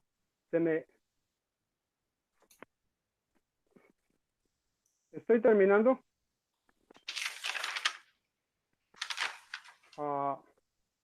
Primera se me contrapió este. Pero déjeme lo encuentro ahorita en la sección y yo se lo muestro en la otra parte que me toque, pastor, en los 10 minutos que me faltan. Sí, porque pero, ya pastor, le quedan 30 segundos nomás. Sí, exactamente. Si ellos ya recibieron el juicio, prácticamente, si ellos están en el cielo es porque ya recibieron el juicio. Si ellos están en el cielo es porque ya fueron transformados. Sus cuerpos ya recibieron un cuerpo celestial y no tienen un cuerpo terrenal.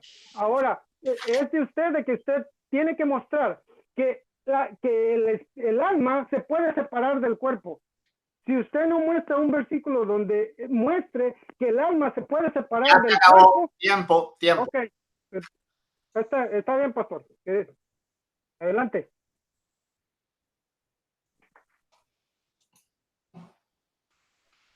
Ok. Déjame resetear mi tiempo. Bien, 15 minutos. Bueno, él dice que él no dijo que el alma dejaba de existir. Claro que lo dijo, se lo voy a probar. Él dijo primeramente que no teníamos un alma, que nosotros éramos un alma y nosotros dejamos de existir porque morimos y dejamos de existir. Ahora, más aún eso, él está defendiendo que el alma, no es inmortal y todo lo que no es inmortal deja de existir. Así que yo estoy diciendo lo que él está diciendo. Tal vez él no entiende qué cosa significa la muerte y qué cosa significa no es ser inmortal. Es como el día que el cuerpo no desaparece.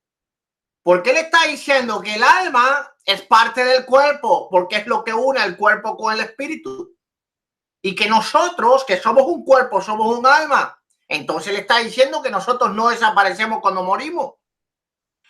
Mi amigo adventista, tienes que analizar bien lo que dice para que después no digas que no lo dijiste. Bueno, él dice que los impíos serán destruidos en Apocalipsis 29, que será destruido el cuerpo, el alma y el espíritu. Eso es falso.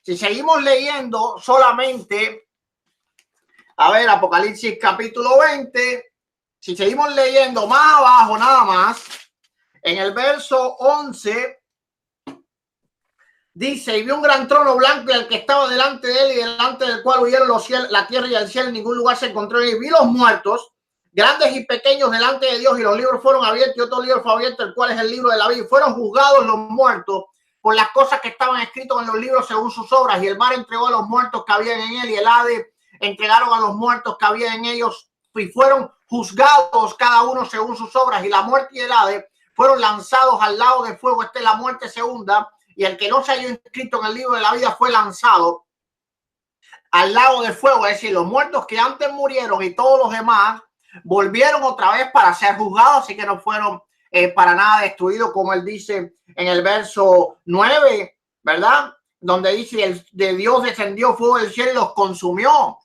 su vida terrenal solamente, porque más abajo siguen estando ellos vivos.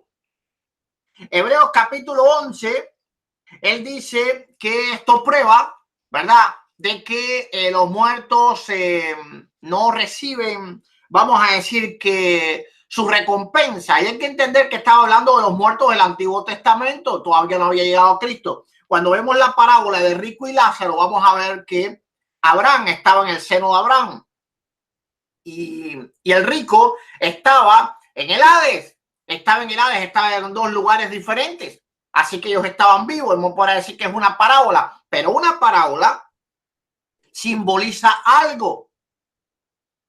Entonces no puede ser una parábola sin simbología.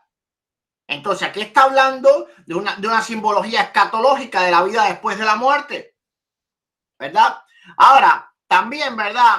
Tiene que entender, él habla también del arrebatamiento. Ok, también habló de Hebreos capítulo 11. Vamos a analizar un poquito más Hebreos capítulo 11, ¿dónde lo tengo? Lo tenía por aquí. Vamos a buscarlo aquí. Y tiene que entender que lo que ocurre aquí es una espera de los muertos que habían muerto antes de Jesucristo para que ellos no recibieran el premio antes que nosotros. Verso 16, pero anhelaban una mejor. Esto es celestial, es decir, una esperanza celestial. por lo cual Dios no se avergüenza de llamarse hijo, Dios de ellos, perdón, porque les he preparado una ciudad, ¿verdad? Y en el verso 40 dice, proveyendo Dios alguna cosa mejor para nosotros, para que no fuesen ellos perfeccionados aparte de nosotros. Es claramente que está hablando de los perfeccionados en el antiguo pacto y ellos iban a esperar a los del nuevo pacto. Pero ¿dónde lo esperan? Ven parábola de rico y Lázaro. Gloria sea al Señor. Él puso el ejemplo del arrebatamiento y la resurrección para contradecir lo que Pablo dice, que estar con Cristo, morir, es mucho mejor. Y él dice que Pablo se refiere a la resurrección como el éxito, vamos a decir así, ¿verdad? Con lo que deberían de ser alentados y no con la muerte. Tienen que entender que las promesas son consecutivas hasta el cumplimiento total de ellas. Por ejemplo, conocer a Cristo es la primera cosa. ¿Acaso no es bueno conocer a Cristo? Bueno, Pablo dice que no, que nos situásemos tan solo en la resurrección. Morir en Cristo, Pablo dice que es mucho mejor. Claro que es bueno morir en Cristo. Resucitar es el tercer paso, ¿verdad? Y recibir el reino, reinar con Cristo es el cuarto paso para recibir por entera la promesa. Entonces Pablo no estaba eliminando la promesa o el gozo que él mismo muestra al decir que es mejor morir para irse con el Señor, sino que estaba diciendo que además de eso nosotros también resucitaremos. Así que queda refutado lo que él dice. Él dice que carne ni sangre no heredará el reino, no heredará el reino de los cielos. ¿Acaso él piensa que el alma es carne y sangre? No sé por qué dijo eso. Bendito sea el Señor. Y también dice que el juicio no es después de la muerte, ¿verdad? Porque entonces dice que Cristo vendrá en el juicio cuando en su regreso. Bueno, vamos a ver qué juicio hay diferentes partes en la Biblia y todo se concentra en uno solo. Podemos ver, si fuese por eso, entonces Cristo tampoco juzgará a las personas en su venida. Porque acabamos de leer en Apocalipsis capítulo 20 que él los juzgará a todos en el gran trono blanco. Entonces, ¿dónde los juzga, mi amigo?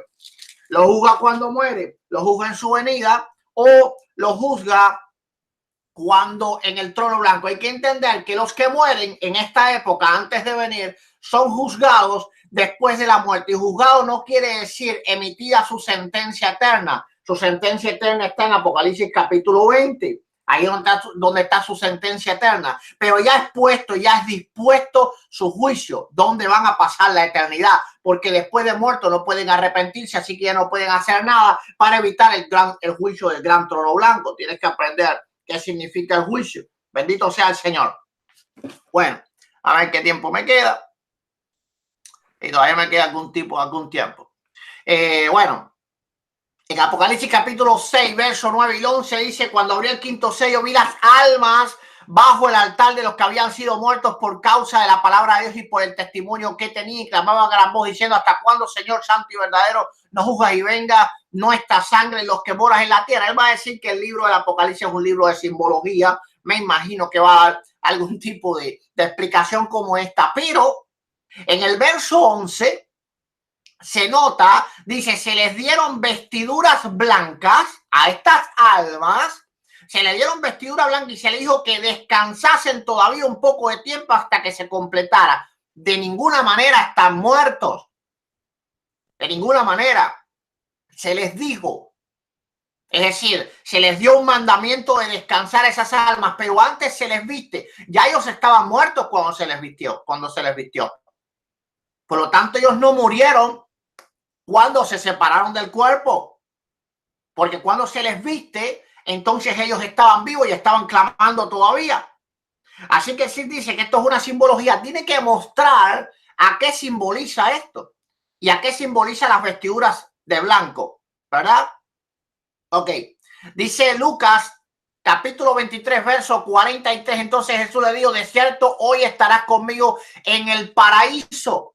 Le dijo, le mintió Jesucristo al ladrón de la cruz. ¿Le mintió al ladrón de la cruz? Bueno, eso lo tendrá que explicar. Porque él dice que yo digo un verso donde el alma continúa viviendo. Aquí está Lucas 23, 43. Ahora él le toca tratar de contradecir al Señor Jesús. Vemos también la parábola de rico y Lázaro. Él va a decir que es una parábola, pero la parábola conlleva una enseñanza. Conlleva una enseñanza y esta enseñanza es escatológica. Bien, dice Mateo 7, 17 al 3. Aquí les aparecieron Moisés y Elías hablando con él. ¿Qué pasó? Jesucristo engañó a los apóstoles y les hizo ver una visión de algo que no existía. Los engañó porque de hecho Moisés y Elías estaban hablando con Cristo. Primera de Pedro, capítulo 3, verso 18 al 20, dice, porque Cristo padeció una sola vez por los pecados y los justos, el justo por los injustos, para llevarnos a Dios, siendo a la verdad muertos en la carne, pero vivificados en espíritu. La gloria sea al Señor, siendo a la verdad muertos en la carne, pero vivificados en espíritu. En el cual también fue y predicó. Aquí es donde viene, ¿verdad? Pues el verso 18 habla de Cristo, no de nosotros. Aquí es donde viene el 19 que quería leer. En el cual también fue y predicó a los espíritus encarcelados, en los que otro tiempo desobedecieron cuando una vez esperaba la paciencia de Dios en los días de Noé, mientras se preparaba el arca en la cual pocas personas, es decir, 8 fueron salvas por agua. Hay que entender que los que desobedecen a la predicación de Noé no son ángeles ni cosas por el estilo como se inventa la gente. Los que desobedecieron a la predicación de Noé fueron hombres, porque Noé no le predicó a los ángeles.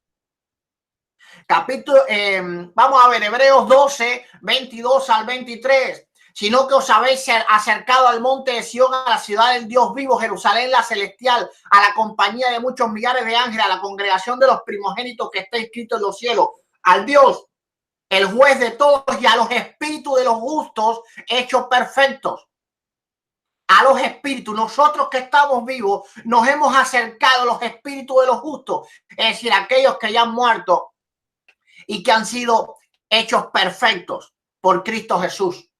Él le toca explicar también quiénes son los espíritus de los justos, porque él dice que no existen, ¿verdad? El aliento de vida, algo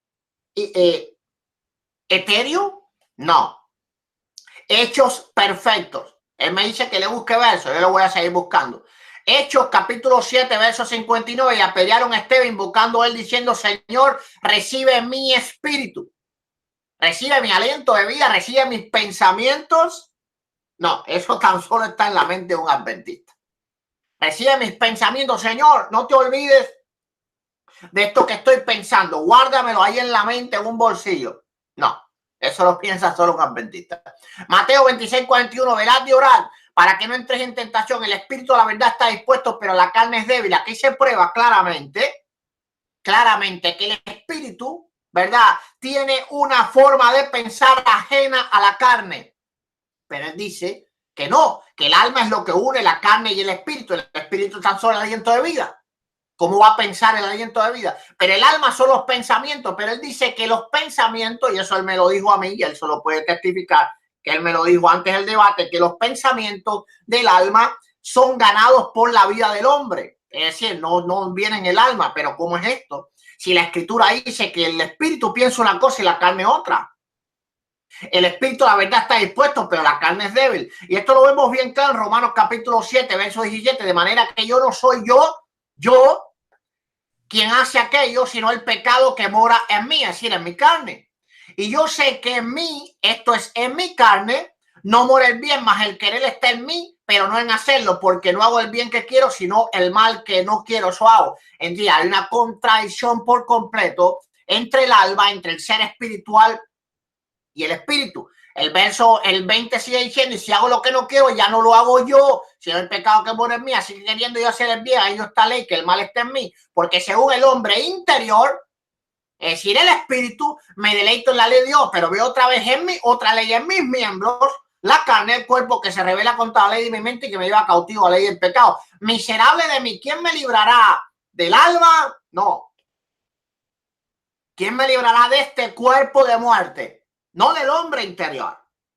Y Pablo lo llama como un hombre interior.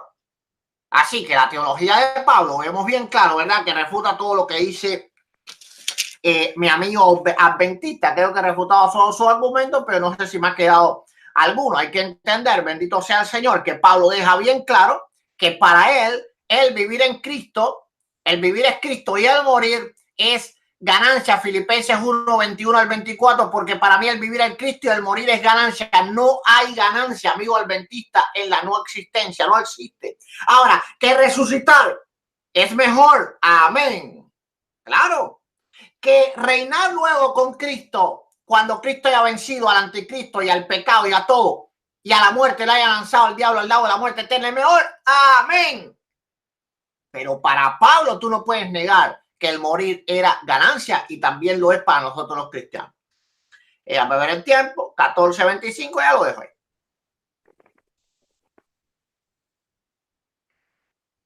Ok, me toca a mí, ¿verdad, pastor? Sí, déjame retirar el tiempo.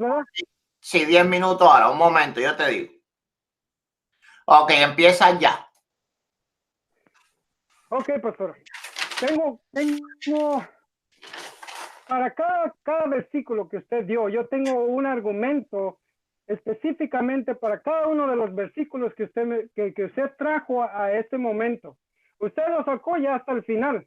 Sacó varios textos porque prácticamente en la primera sección usted no sacó ninguno de estos textos. Y la verdad son muchos para refutarlo en 10 minutos.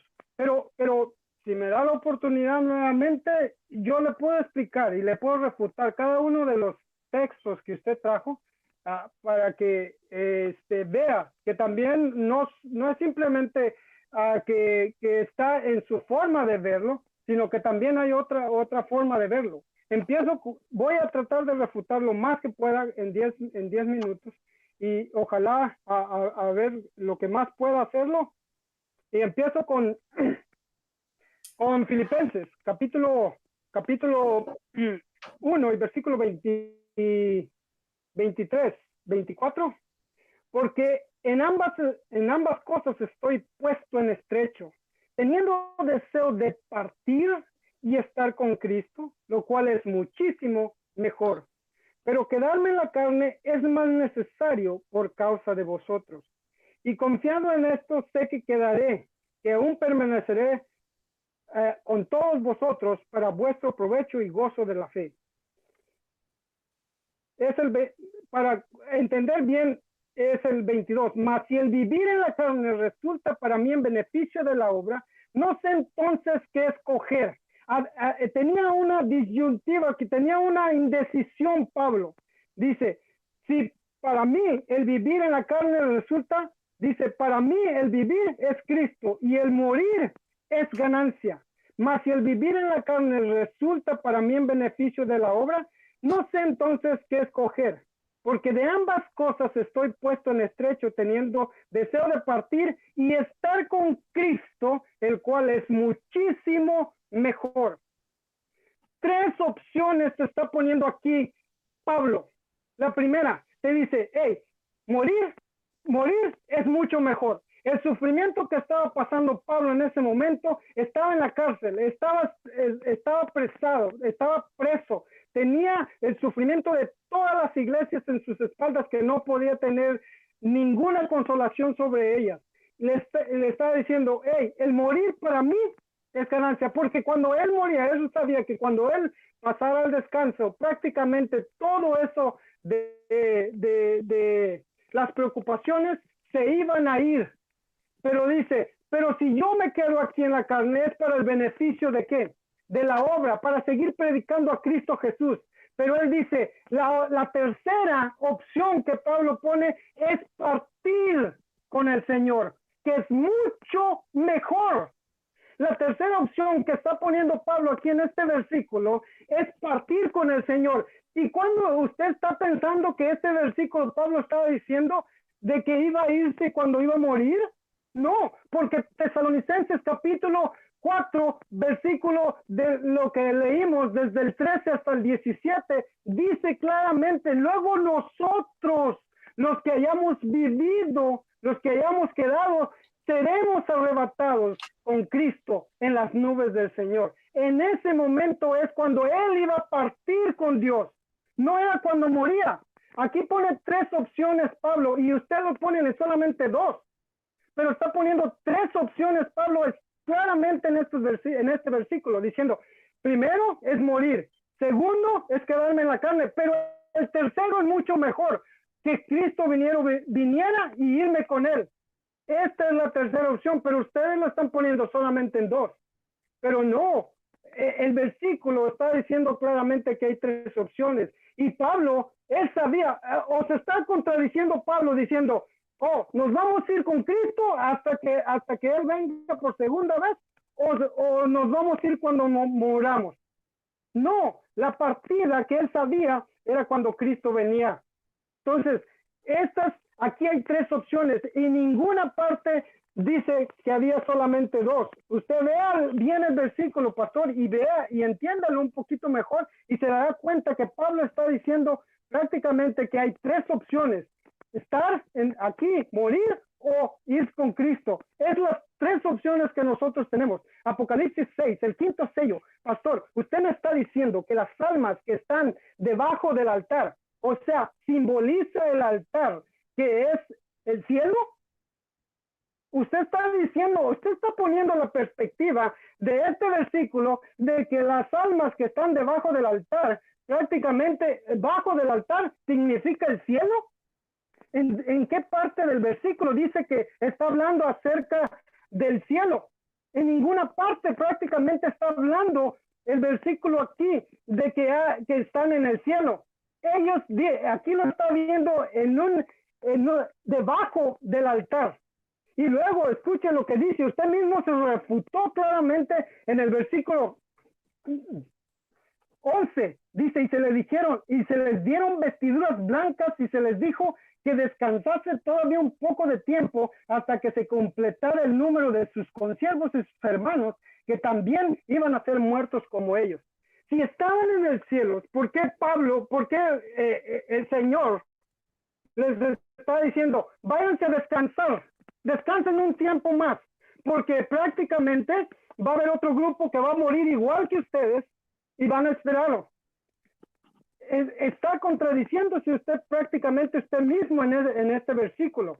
Este es un lenguaje figurativo donde el apóstol Juan estaba tratando de mostrar a todos aquellos que iban a estudiar Apocalipsis 6, los siete sellos, que el quinto sello prácticamente, ellos ya fueron prácticamente salvos, ellos están salvos, ellos ya tienen prácticamente la gloria ganada, están descansando. Cuando Cristo Jesús aparezca por segunda vez, ellos van a ser levantados, resucitados e irse a disfrutar ante la gloria de Dios.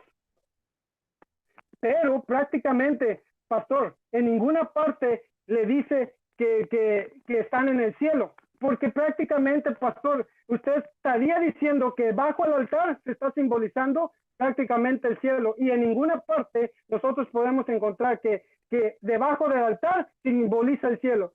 Usted muéstreme que en cualquier otra parte de la Biblia debajo del altar significa el cielo, y entonces yo le creeré. Apocalipsis capítulo 21, 20, 22, usted leyó el 20, el versículo 20, el capítulo 20, y usted leyó el juicio blanco en el trono blanco. Pero escuche, ponga atención, pastor.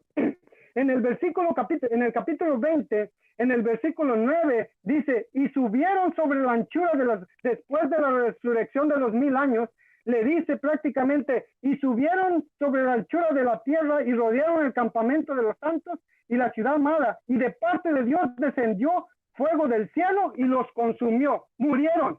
Ahora, usted trae acá en Apocalipsis capítulo 20, versículo 11, dice, versículo 12, y vi los muertos grandes y pequeños de pie delante de Dios, y los libros fueron abiertos, y otro libro fue abierto, el cual fue el libro de la vida, y fueron juzgados los muertos por las cosas que estaban escritas en los libros según sus obras, y el mar entregó sus muertos que habían en él, y en la muerte y el Hades entregaron los muertos que había en ellos, y fueron juzgados cada uno según sus obras. Y la muerte y el Hades fueron lanzados al lago de fuego. Esta es la muerte segunda, y que no se halló escrita en ellos el libro de la vida, fue lanzado al lago de fuego. Dos muertes.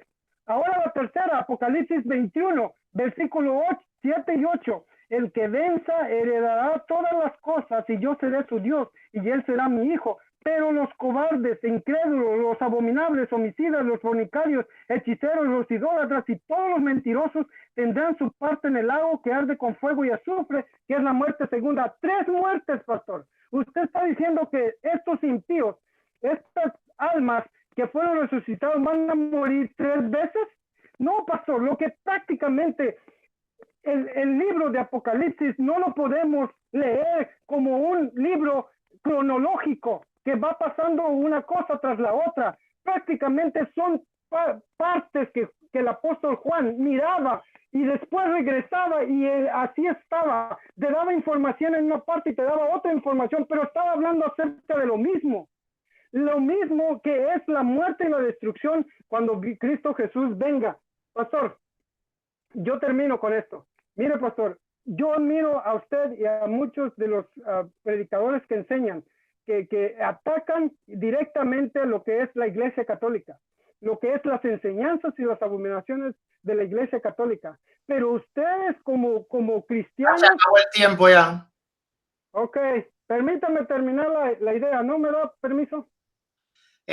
Lo que vas a hablar es mal de nosotros y no sobre el debate, así que para qué okay. No tiene sentido. Ok, pues, pastor, entonces puede darme otra oportunidad donde yo pueda refutarle cada uno de los versículos que usted puso. Este día no, pero podemos hacer otro debate. Claro, otro debate donde yo pueda refutarle todo. Claro, por mí no hay ningún tipo de problema. ¿Me parece bien? Ok. Voy a resetear el tiempo. Momento. Ya, a partir de ahora.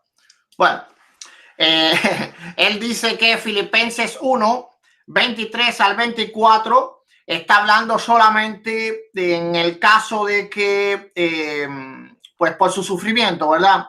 Pero eso no es así. Vamos a ver Filipenses 1. Comenzamos en el verso 20. Dice: conforme a mi anhelo y esperanza de que nada será avergonzado, antes bien con toda confianza como siempre, ahora también será magnificado Cristo en mi cuerpo, por mi vida o por muerte. Pablo estaba completamente dispuesto a los sufrimientos, y eso lo vemos también en Hechos capítulo 21, creo, Hechos capítulo 21, donde a él le profetizan. Dice: quien viniendo a vernos tomó el cinto de Pablo y atándolo a los pies y las manos dijo: eso dice el Espíritu Santo, así te atarán los judíos en Jerusalén al varón de quien es este cinto y le entregarán en mano de los gentiles. Dice el 13: entonces Pablo respondió: ¿qué hacéis llorando y quebrantándome el corazón? Porque yo estoy dispuesto no solo a ser atado, mas aún morir en Jerusalén por el nombre de Jesucristo. Entonces, mi amigo, está feo hacer ver a Pablo como alguien que rehusaba del sufrimiento. Pablo literalmente buscaba el sufrimiento, decidió ir a Roma y todas esas cosas. Eso no tiene sentido. Ahora, que Pablo estaba sufriendo en esta vida, eso estamos completamente de acuerdo. Pero él dice bien claro que estar con Cristo es mejor. Dice 21, porque para mí el vivir en Cristo y el morir es ganancia, ¿verdad?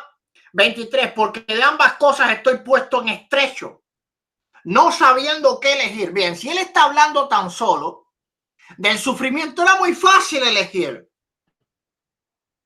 ¿verdad? Ahora dice: teniendo deseo de partir y estar con Cristo, no tan solo de la no existencia. Eso hubiese sido una cobardía del apóstol Pablo, literalmente desear morir. ¡Wow! Lo que hace la gente para defender su doctrina. Bueno, vamos a seguir. Apocalipsis capítulo 11, verso 6, él dice que muestre que ese altar está en el cielo, que el altar no está en el cielo. Bueno, eso no te ayuda absolutamente en nada, porque lo que tú tienes que probar es que las almas no están, no que no están en el cielo. Pueden estar en el paraíso, en el cielo, pueden estar en Hawái, en unas vacaciones. El caso es que están, mi amigo. Así que tú no has podido probar absolutamente nada. Pero para darte gusto, vamos a ir a Apocalipsis capítulo 8, verso 3. Dice: otro ángel vino, apaga el micrófono, por favor. Otro ángel vino entonces y se paró ante el altar con un incensario de oro y se le dio mucho incienso. ¿Dónde estaba ese altar? Bueno, la Biblia dice que estaba delante del trono. Bien, si vamos a Apocalipsis 9:13, dice: el sexto ángel tocó la trompeta y oí una voz delante de los 4 cuernos del altar de oro que estaba delante de Dios. Así que claro que el altar de Apocalipsis está en el cielo, pero aunque no estuviera en el cielo, como bien te digo, aunque estuvieran en la mismísima isla de Hawái, eso no te ayuda absolutamente para nada, porque estaban las almas ahí. Eso es lo que nosotros estamos viviendo aquí. Tú me dices que habían 3 muertes, que murieron 3 veces. No, eso es absolutamente falso. Tú desconoces que en el Apocalipsis van a haber muchas personas vivas que salieron de la gran tribulación. Y esas personas va a ser el ejército del anticristo. Esas personas son las que Dios mata. Así que aquí no está hablando de 3 muertes ni nada por el estilo. ¿Quién dijo eso? Esas personas no habían muerto nunca, por favor. Bendito sea el Señor. Bueno, yo he dejado bien claro, y él no ha puesto ni un solo verso que diga que el alma deja de existir. Ninguno. Absolutamente ninguno. Todo ha sido teología, vamos a decir, del Antiguo Testamento, lo cual por supuesto tenía una esperanza diferente a la que tenemos los cristianos. Pero la Biblia del Nuevo Testamento, Filipenses 1:21 al 24, para mí el vivir es Cristo y el morir es ganancia. 23, porque por ambas cosas estoy puesto estrecho, deseando partir y estar. El verbo estar, to be en inglés, es un verbo que significa que hay existencia. Así que esto lo deja completamente probado y refutado. Estar con Cristo, estar con Cristo, estar con Cristo. Así que, mi amigo, no, estás equivocado. La Biblia no te apoya. Segunda de Corintios 5:6-9. Así que vivimos confiados siempre y sabiendo que entre tanto estamos en el cuerpo, estamos ausentes del Señor.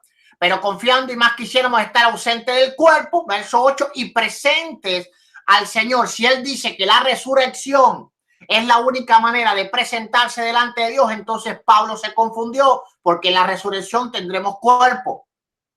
En la resurrección tendremos cuerpo, así que podemos estar presentes al Señor antes de tener el cuerpo resucitado. Como dicen por ahí, pacatá. Eso no lo vas a poder refutar ni en este debate, ni en el otro, ni en 150 que yo te dé. Porque lo hice clarísimo. Y presentes al Señor sin cuerpo. Y más quisiéramos estar ausentes del cuerpo y presentes al Señor sin cuerpo. Sin cuerpo. Así que antes de ser resucitado. Vemos, ¿verdad? En Mateo 25:46, que Cristo dice bien claro que los injustos irán al castigo eterno. La no existencia no es castigo, porque si fuera castigo la no existencia, entonces todos los no nacidos son castigados por Dios. Todos los no nacidos son castigados por Dios, lo cual realmente es un argumento bastante absurdo. Bastante absurdo.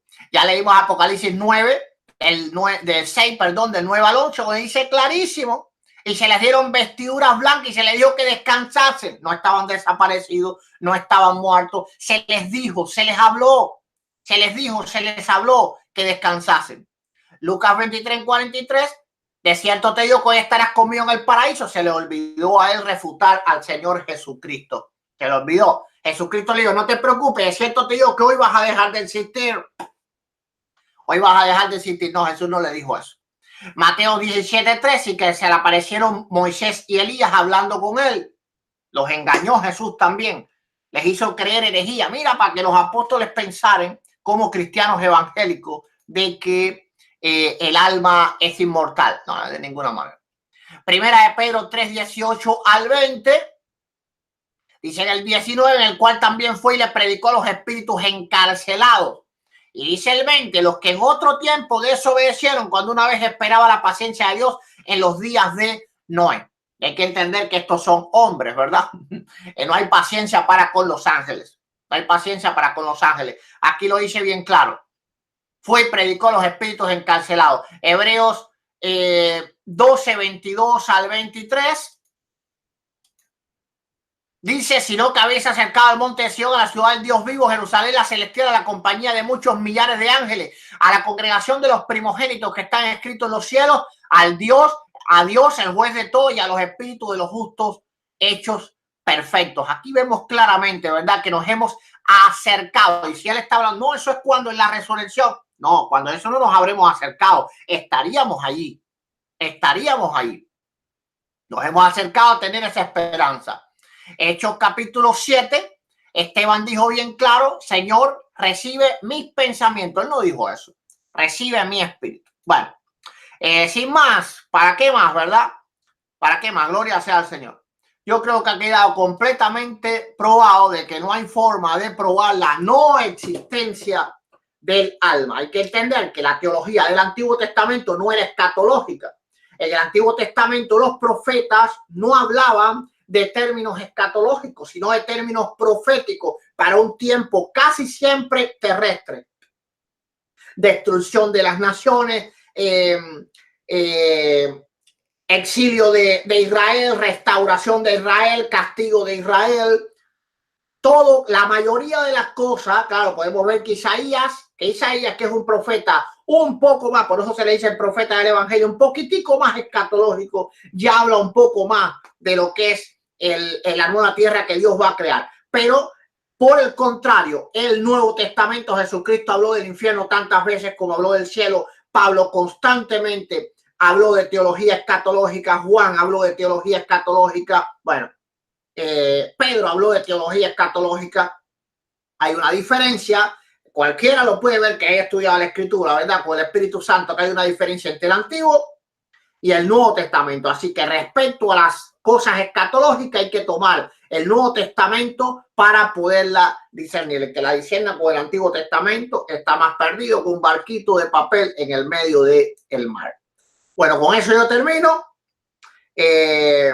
Ahora vamos a darle un tiempo para que se despida, un minuto para que se despida, en el cual no se puede aludir al nada del debate, ni que no tuve tiempo, ni que después lo refuto, ni que estudien bien lo que se dijo. Es despedirse de la audiencia.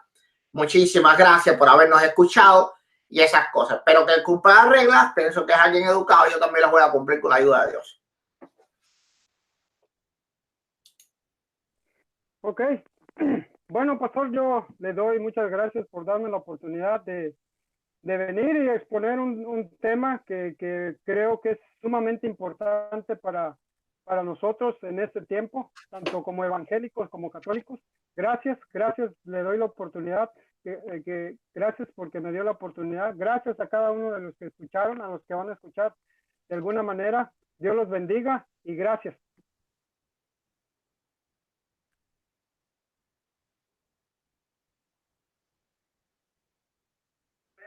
Dios los bendiga y gracias.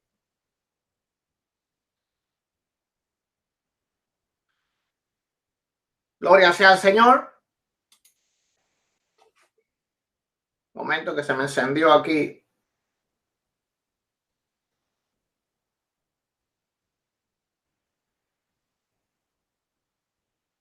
Momento que se me encendió aquí.